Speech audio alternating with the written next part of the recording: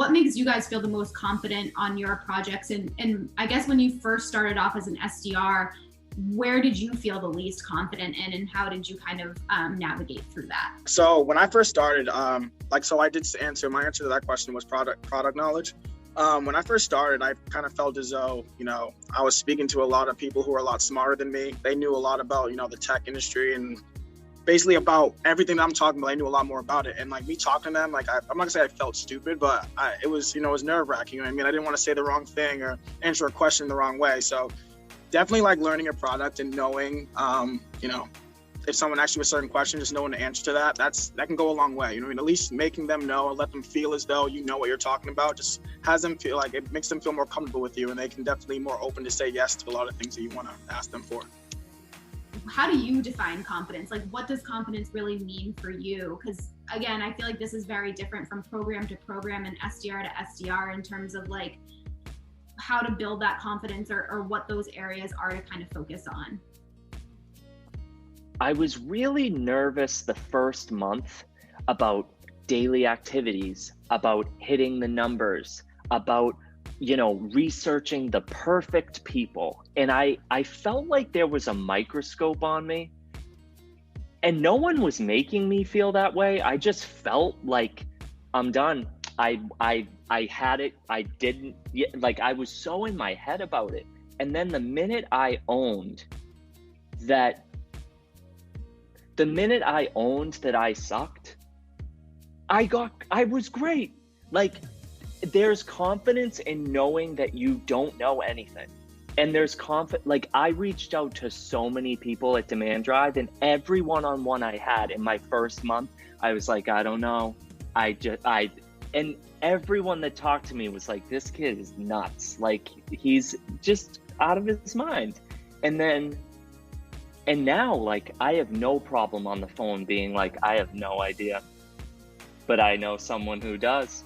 I'll see you Tuesday. Exactly. Let me connect you to them real quick. But we talk about that in training all the time.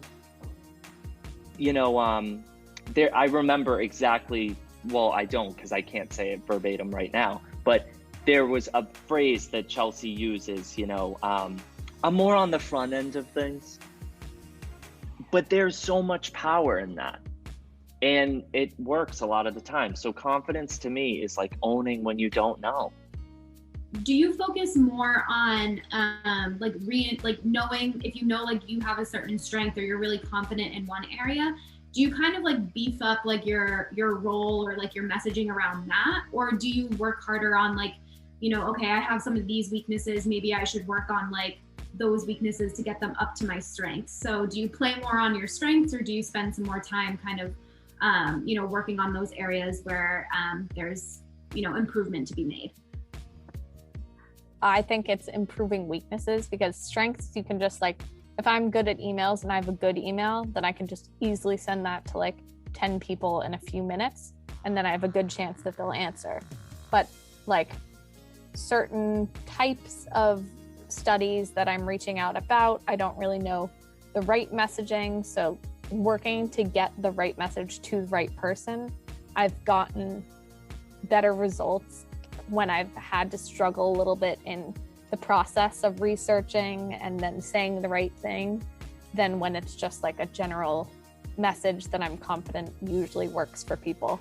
And then I think just overall with building up weaknesses of if someone said no to me at the beginning, I was scared, or if someone hung up on me, I would kind of take it personally. But then the other day too, someone hung up on me, and I had just sent them a package with all this cool stuff, and he hung up on me, and it could have been the Wi-Fi. So I was I was pretty positive he had hung up on me. So I emailed him and I was so sorry we got disconnected. Just wanted to check in on that package that I sent you.